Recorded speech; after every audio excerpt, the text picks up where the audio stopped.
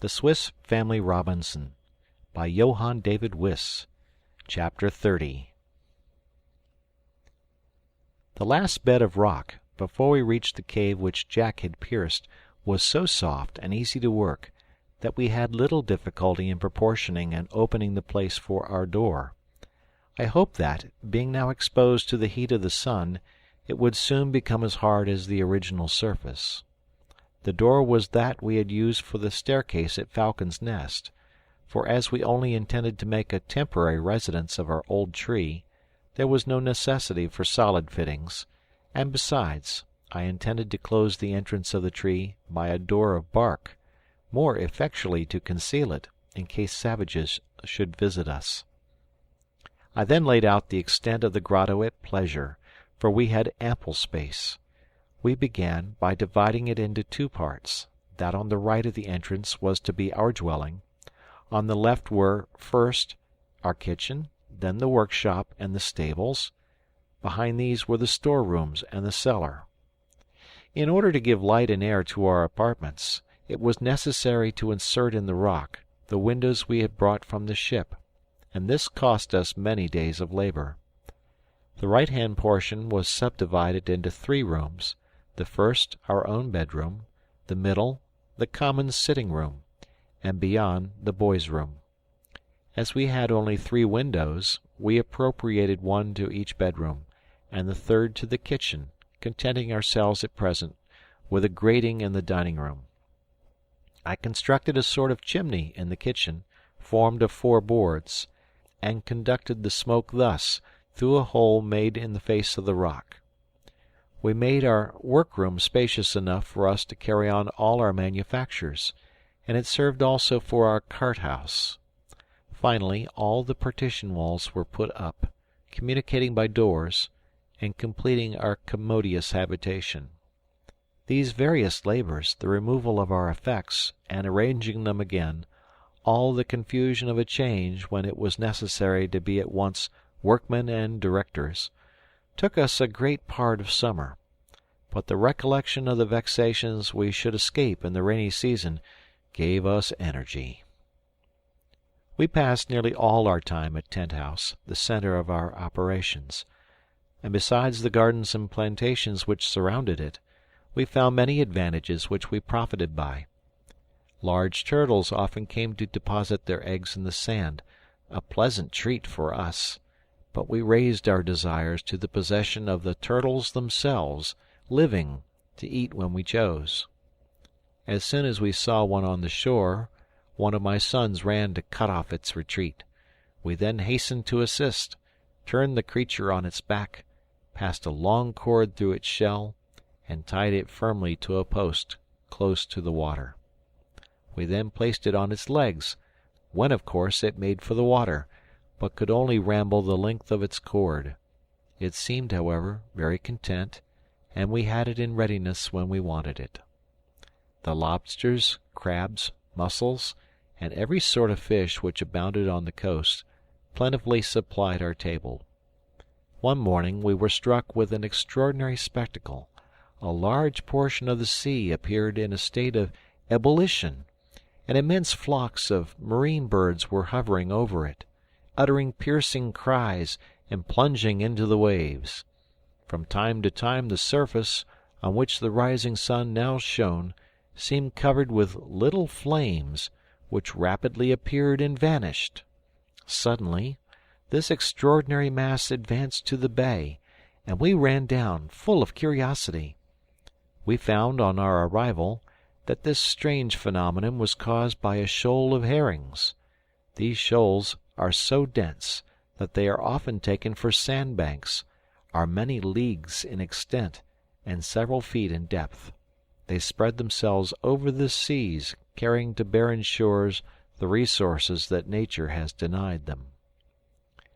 These brilliant, scaly creatures had now entered the bay, and my wife and children were lost in admiration of the wonderful sight. But I reminded them that when Providence sends plenty, we ought to put forth our hands to take it. I sent immediately for the necessary utensils, and organized my fishery. Fritz and Jack stood in the water, and such was the thickness of the shoal that they filled baskets, taking them up as you would water in a pail. They threw them on the sand. My wife and Ernest cut them open, cleaned them, and rubbed them with salt. I arranged them in small barrels, a layer of herrings and a layer of salt, and when the barrel was full, the ass, led by Francis, took them up to the storehouse. This labor occupied us several days, and at the end of that time we had 12 barrels of excellent salt provision against the winter season. The refuse of this fishery, which we threw into the sea, attracted a number of sea dogs. We killed several for the sake of the skin and the oil, which would be useful to burn in lamps, or even as an ingredient in soap, which I hope to make at some future time. At this time I greatly improved my sledge, by placing it on 2 small wheels belonging to the guns of the ship, making it a light and commodious carriage, but so low that we could easily place heavy weights on it. Satisfied with our labors, we returned very happy to Falcon's Nest, to spend our Sunday, and to thank God heartily for all the blessings he had given us. End of chapter. The Swiss Family Robinson, by Johann David Wyss. Chapter 31. We went on with our labors, but slowly, as many employments diverted us from the great work. I had discovered that the crystals of salt in our grotto had a bed of gypsum for their base, from which I hoped to obtain a great advantage. I was fortunate enough to discover, behind a projecting rock, a natural passage leading to our storeroom, strewn with fragments of gypsum. I took some of it to the kitchen, and by repeated burnings calcined it, and reduced it to a fine white powder, which I put into casks, and carefully preserved for use. My intention was to form our partition walls of square stones cemented with the gypsum.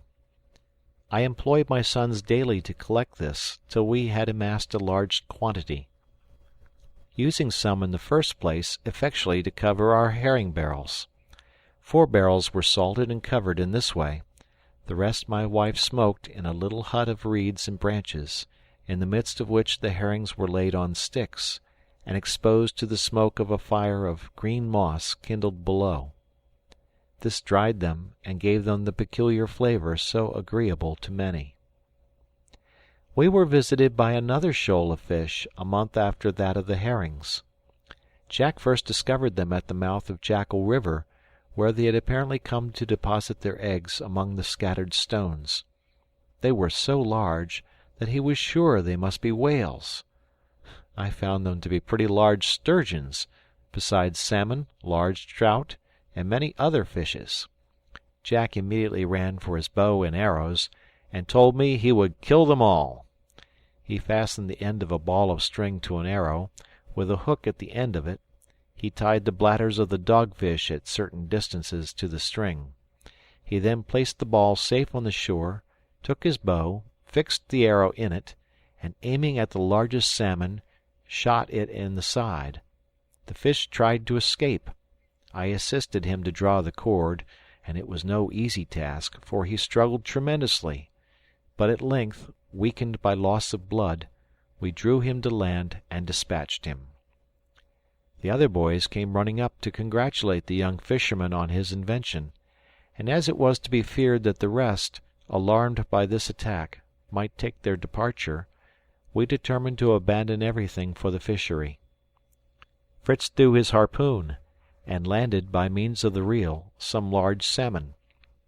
Ernest took his rod and caught trout, and I, armed like Neptune with an iron trident, succeeded in striking amongst the stones some enormous fish. The greatest difficulty was to land our booty. Fritz had struck a sturgeon at least 8 feet long, which resisted our united efforts till my wife brought the buffalo, which we harnessed to the line and made ourselves masters of this immense prize. We had a great deal of labor in opening and cleaning all our fish.